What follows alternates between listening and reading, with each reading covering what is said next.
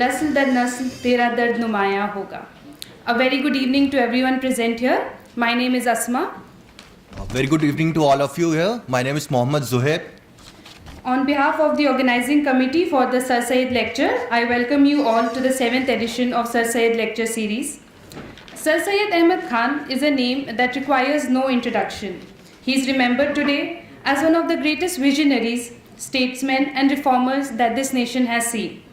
Widely considered as one of the prime architects of modern India, Sir Syed Khan, as an early pioneer, recognized the critical role of education in the empowerment of the then poor and backward Muslim community. Like many other great reformers of his time, Sir Syed Khan impressed upon his countrymen not to be slaves to meaningless customs and traditions, but rather develop a scientific temperament and enhance the intellectual development with modern education. It was with this aim that he established the Mohammadan Anglo-Oriental College in 1875, which is now renamed as the Aligarh Muslim University. The supreme interest of his life was the upliftment of his society through education, and he consistently strove to strike a balance between tradition and modernity. He firmly believed in the power of education to improve the conditions of a society.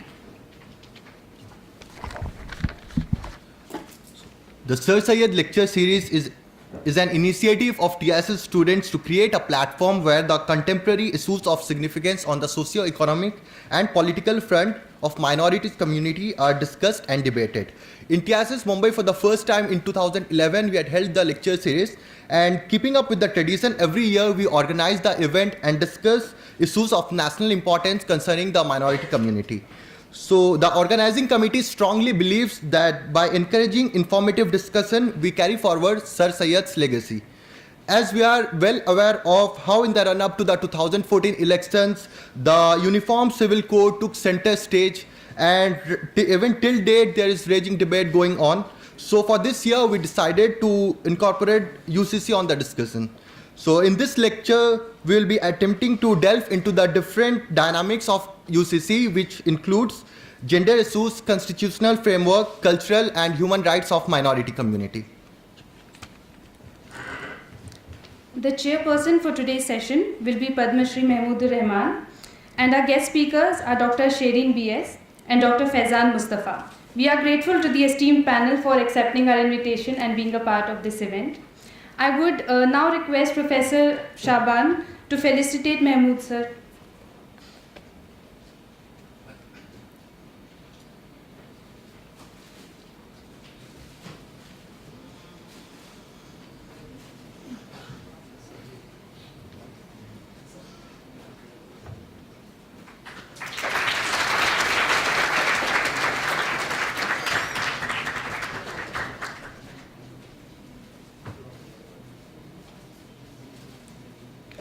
Thank you, sir. May I now request Abdullah Faizan to felicitate Faizan Mustafa, sir.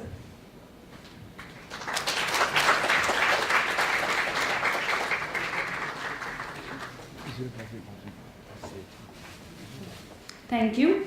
I now request Zeba to felicitate Dr. Sherin BS.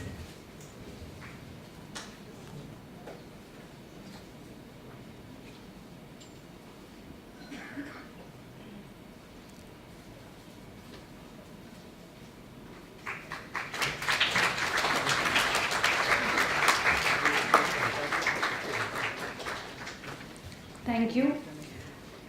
May I now request Professor Abdul Shaban to introduce Mehmood-ur sir to our audience today.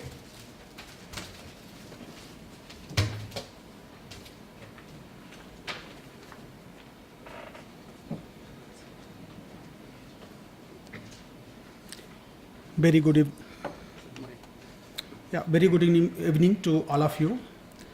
Mehmood-ur Sahab is a 1965 batch IS officer, and he is Jammu and Kashmir cadre IS officer, and some of us who were born at that time and we are knowing that what Hazrat Bal produced. He was the person who was taking confrontation with the militants, and he secured the Hazrat Bal what actually today we have, although we had damage to that. So he is the person who sometimes tells us the story that how he has actually,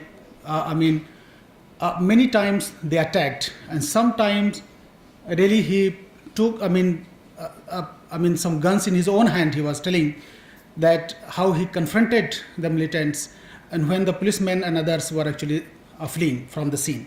So that is actually kind of courage he brings, and he was also Vice Chancellor of Aligarh Muslim University. He was also the telecom secretary with Pramod Mahajan Sahab, and brought many reform in the telecom sector.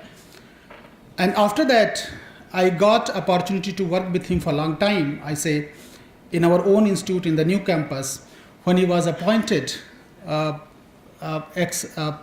late Chief Minister, Mr. Bilas Rao Deshmukh Sahab, as a chairman of the study group on Muslims in Maharashtra. So we worked on that panel, and I'm very happy to say that it produced a very good report, and that is model report for other states to follow. And I think that some states are trying to do similar kind of report. So what he produced, and on that basis of the socio-economic deprivation, for the first time, I say, where all the cases are getting rejected, Bombay High Court held 5% reservation for the Muslim in education.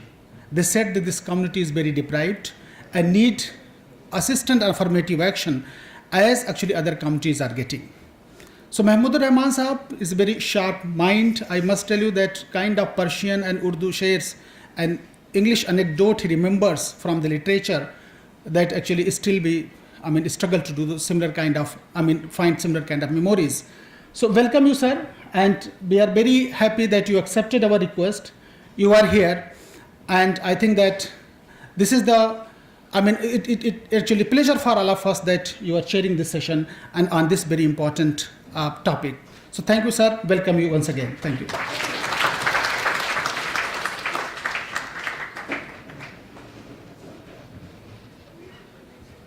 Thank you, sir. Our first speaker for today is Dr. Sherin B.S.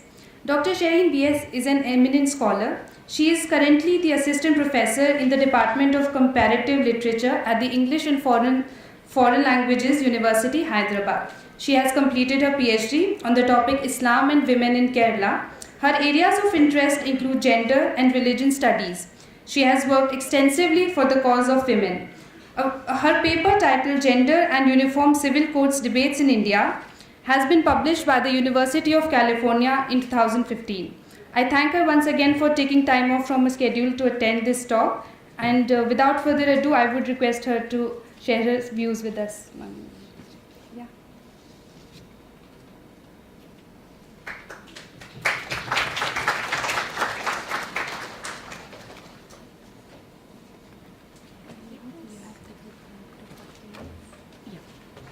Just remind me if I say. Sure. Keep clicking it. Comfortable? Yeah.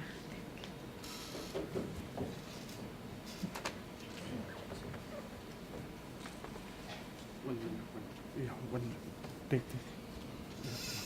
Thank you.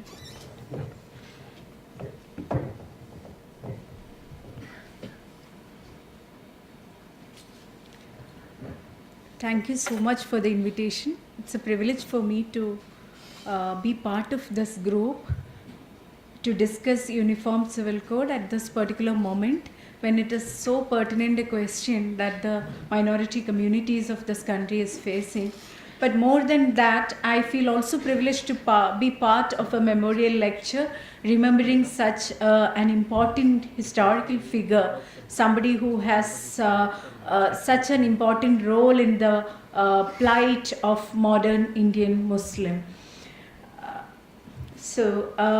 Getting on to the topic, I am also a bit diffident to speak, partly because I'm speaking before Professor Faizan Mustafa, who's been engaged in this topic so much, you must have listened to him in the national media. He's been publishing so much on Uniform Civil Code, and I don't know what else can I speak on this particular topic when I'm in a panel with him. But I also feel like partly the invitation came from my recent publication on triple talaq. Some of the students who contacted me, they referred to this article and said they were quite, they felt that it is an important response or it was a relevant response of some kind. And maybe that is a point from where I can take off and basically dealing with the question of gender and uniform civil code. So let me begin with a quotation. This is this is a quotation from Dr. B.R. Ambedkar's resignation speech as the Law Minister of India. I quote, "In the opinion of some, it may be wrong for me to have held on for the sake of the Hindu code. I took a different view. The Hindu code was the greatest social reform measure ever undertaken by the legislature in this country. No law passed by the Indian legislature in the past or likely to be passed in the future can be compared to it in point of its significance. To leave inequality between class and class, between sex and sex,